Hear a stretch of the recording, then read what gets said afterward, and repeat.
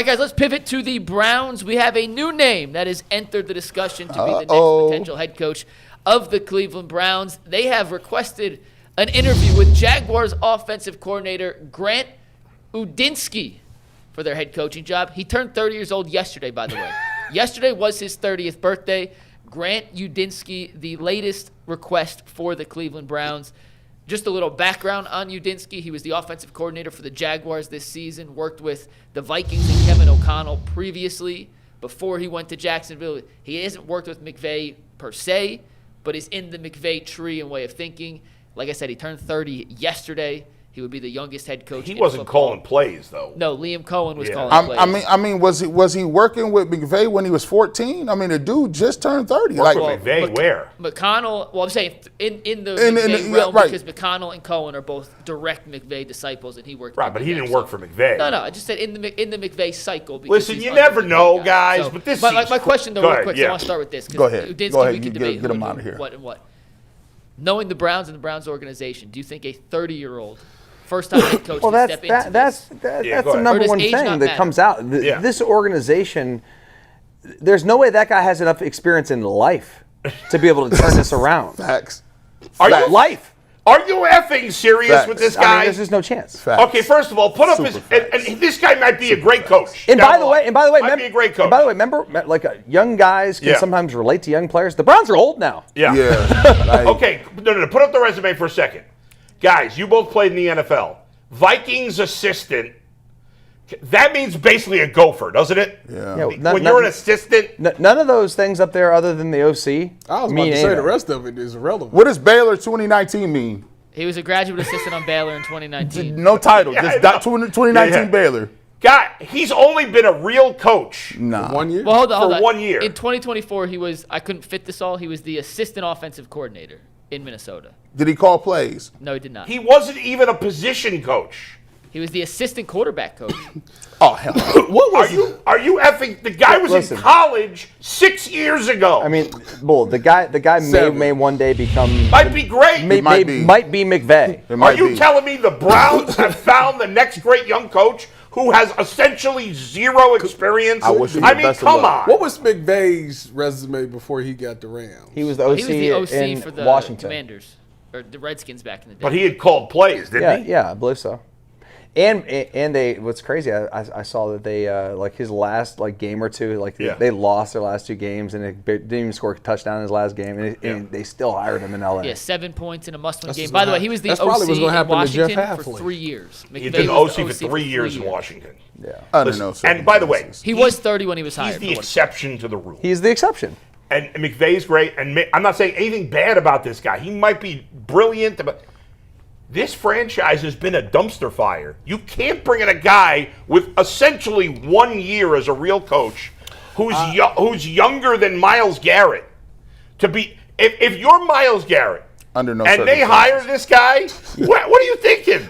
Under no circumstances. I'm gonna be honest. I look at it like this.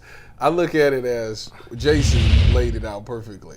It doesn't hurt to see how Jacksonville turned things around. Fine, have a conversation. Bring a guy that's in fine. and talk to him and say what's going on over there to find out what's going on in Jacksonville to try to utilize it to help you turn you around. Yeah, anytime I see any of these head coach interviews now, I think about. I don't care if they interview 30 guys. Whatever you want to do, that's fine. It's irrelevant. I don't think he's getting the job. I'm not getting worked up about it because they're not hiring. Right, you can't. I mean, listen. They're interviewing him for. He is. It's a good point. I mean, they want to get some information about what's going on in Jacksonville. Fine. I don't care. And you know what? Everybody, I don't care. And you know what? They may 5 years from now. Well, in 2 years they may be hiring another coach. Right. Guys, he still has his fraternity haircut. I mean, come on. Listen, we can't. What are we doing here? It looks like it's fine if you interview him. You know how in ChatGPT you put in and you want to make something if I said, hey, make an image of Johnny Manziel as a football coach. That is. He do look like he do pregame and then he'll go out to get some drinks with you. Do coaches and players drink together? I never. So inappropriate. That's crazy. The fact that he's going out for happy hour with you and then getting yeah, bro. We're going to postpone this team meeting for a couple minutes. He's 32. That guy's hanging with Dustin at Chili's, for crying out loud. I mean, that's what's happening. And he a little young. Dustin's camp, and listen, you got to at least be 37 to hang with Dustin them. Yeah. Like, you ain't doing no 20s. Can't even have a conversation with you unless you're 35. You said that. You said, let's get serious about this. We were talking about females? No, we're not going to even talk about that. I didn't see no females at all. I didn't see none. No, this is why I don't hang out with none of y'all. Like, Tyvis is good. Go home. Just go home. Everybody we know is married, right? No, Anthony's not married. Mike's not married. Steve's not married. Earl's not married. I think Steve is secretly married. He could be. He's secretly. And Anthony, Steve does more going out than anybody here. He got a life. I'm gonna follow him cameras. Except for maybe Mike. But Steve, you got a secret family or something? Yeah, he got his game is crazy. Okay. Yeah, Steve just took off like 4 weeks in March. I know, he's a party animal. What?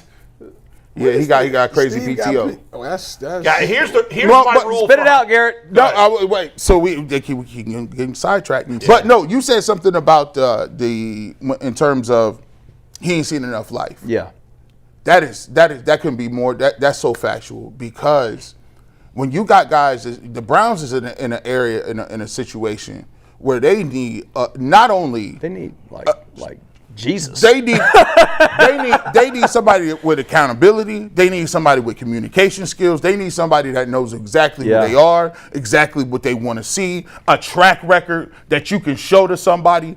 This guy ain't been through a good breakup yet. He don't even got a 401k yet, bro. This man is like, you can't bring this dude in with a grown group of people that is looking to try to build and try to get through their career, and you bring it. It just don't work, bro. The rule is if Tyvis can refer to you as young fella, that's you're out. That's kind of wild.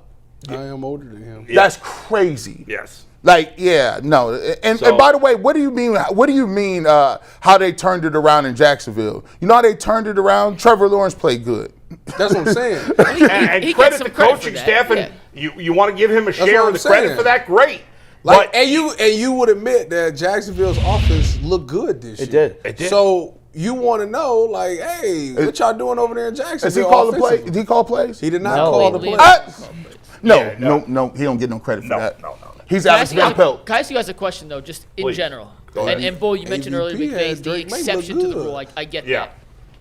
If you bring in, whether it's Udinski or Shieldhouse, the guy from the Rams, who may get an interview down the road, any of these guys. How many years has he been in a legit position? I'll look it up in 1 second. But he's only 31, so either way, very, very young. If you believe this guy could be the next McVay or is the next McVay, would you hire him before he's ready to make sure you get him in the building and let him develop and give him that time to grow? Or are you just inherently out on whatever? You're asking me personally. I'm asking you, and I want everyone's opinion. I'm starting with you. I mean, if I knew, if I trust I think I'm a good judge of character. I think I'm a better judge of character than Jimmy Haslam. But you can't know that. There's just no way you can know that for sure. And if I was blown away by the guy, I would try to get him on the staff. But in almost no circumstances am I hiring a guy. To me, it's not even the age. I mean, that's a part of it, but it's the lack of legitimate coaching experience. There's no way this guy is ready to be a head coach in the NFL. I just can't see it. And just to jump on, Mikey's point. I mean, this guy's he's just not ready. And if you want to get him in the building, because you think this guy's the next whatever, okay, well then you think that your building is going to make this guy develop. Right. There's nothing the Browns don't develop coaches. They haven't to this point. No. I mean, there's not the culture's not there. No, like, listen, in theory, if they made Jim Schwartz the head coach and then hired this guy to be the OC, which you probably could do because he could leave for play to call calling. Plays, right? Like, okay, I could live with that. If that was the scenario, if they thought he was really special and you make him the offensive play caller, okay. They have the guys, all the OCs that they have brought in outside of Monken probably hasn't called plays, but would have the opportunity to call plays. Right. Shieldhouse with the Rams hasn't called plays. Pitcher has not called plays. That's correct. Now Pitcher's not that young like those guys. Oh yeah. Well, hold on. What? Wait a minute. What? Let me see if I'm doing these mental gymnastics. Yeah. Say, for instance, they already said, you know what, we ain't getting Harbaugh. We probably not getting Mike McDaniel. So we got Jim Schwartz. He on the back burner. We already know what we doing. Could these be preliminary conversations for offensive coordinator? Yeah. Right. And so then none of those guys call plays. And then be like, yo, we just interviewing you. Don't say nothing. Yeah. But we interviewing you to see what we like as an offensive coordinator, because these dudes, to get a better look at them, and to see what they wanted to talk about. I like that. The only pushback I would have with that is that they also value Tommy Rees. Right. Well, Tommy Rees might be up. He might be in a silent competition for the offensive coordinator versus these dudes, because they gave Tommy Rees an interview too. By the way, yesterday in our chat group when we heard that, are we getting into Schwartz? Schwartz, next. Yeah, we'll do that next. So all right, let's get to that. Anybody else have any further thoughts on this? Yeah, so these are auditions. Pitcher and it's funny because none of these guys are calling plays. No. So now Pitcher's been an assistant for a while. Okay. So that's a little different than these other two guys. I think he was the Bengals quarterback coach for a number of years, if I remember correctly. So that's a little different, but I still want a guy with experience. I do too.